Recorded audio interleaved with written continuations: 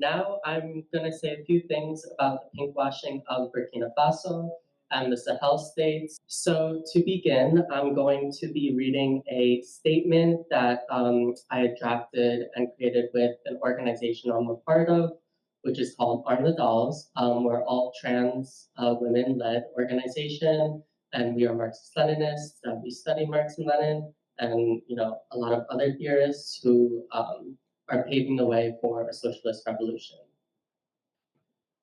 So the statement reads, "We unequivocally stand in solidarity with all nations facing Western imperialism through sanctions, propaganda, and regime change. We salute President Ibrahim Traoré on his victories in evicting French troops and Western intelligence agents out of Burkina Faso, nationalizing natural resources by acquiring control over gold mines, and forming an anti-imperialist Pan-African alliance with other nations in the Sahel, including Mali and Niger. This historic step towards achieving sovereignty and self-determination was a blow to Washington and all imperialist regimes, and a triumph for the global resistance movement against Western hegemony. Understanding the geopolitical and economic dynamics of the Sahel states is crucial to forming a thorough analysis on the current climate. For years, Western nations, including Canada, France, England, and many more, have exploited Burkinabe resources by contracting natural resource mines in the region through neo-colonial bourgeois networks. This has had detrimental impacts on the overall welfare of the proletariat class in the Sahel, cheating them from universal human rights, including free, accessible, and sufficient education, healthcare, and housing. President Ibrahim Traoré's efforts to nationalize natural resources, namely gold, will exponentially better the daily lives of the workers in Burkina Faso. Thus far, the Burkinabe state has obtained authority over two mines, Bongo and Wagnion, which were previously operated by the English company Endeavour. Since nationalization efforts in 2022, Business Insider Africa has reported an increase in revenue from $1 to $18 billion annually. As a result of nationalization, Traoré's administration has made huge surges of advancements in healthcare, education, infrastructure, and economic restructuring. For 2025 alone, this is Sahel Liberty News, the government plans to establish 20 communal medical centers, 2 hemodialysis networks, 5 intensive care units, and a cardiac institute, along with introducing innovative products for molecular breast cancer diagnosis. And this is part of a larger 5-year campaign to open 55 medical centers across the nation. On September 1st of 2025, which is what I'm addressing in terms of the pinkwashing, Burkina Faso's Legislative Assembly passed an updated Family Amendment Code.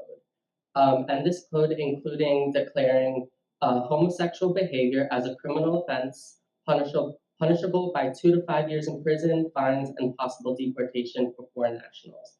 Now, this was a translation.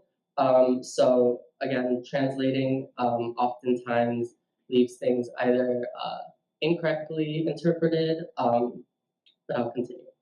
This mimics legislature of codes of persons and families that the Burkinabe nation has developed since the Western coup and assassination of revolutionary Marxist leader Thomas Sankara in 1987.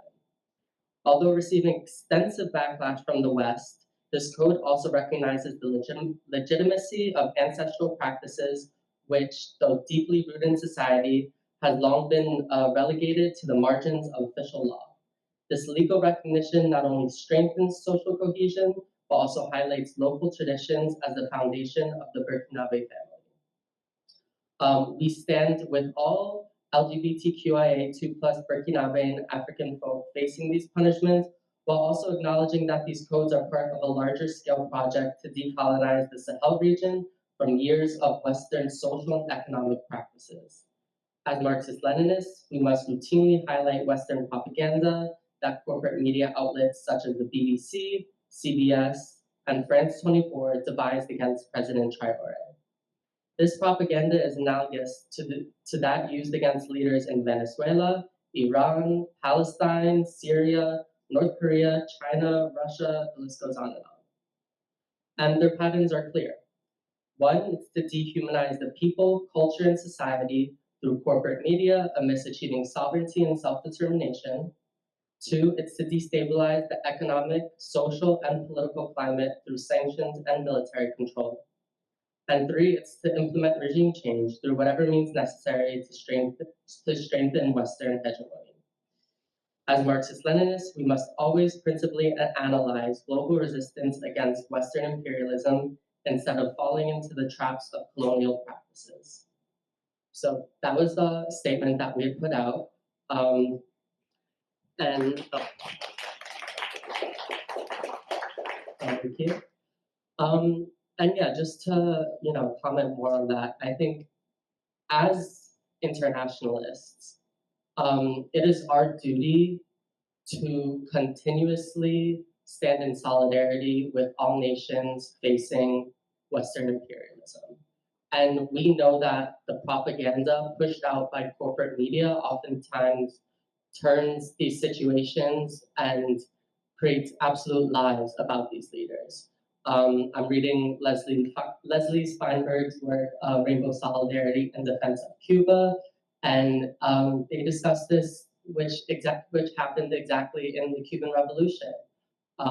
U.S. media, U.S. agents like the CIA went on an extensive smear campaign to basically paint Cuba as homophobic because many gay, queer, trans Cubans were fleeing Havana specifically.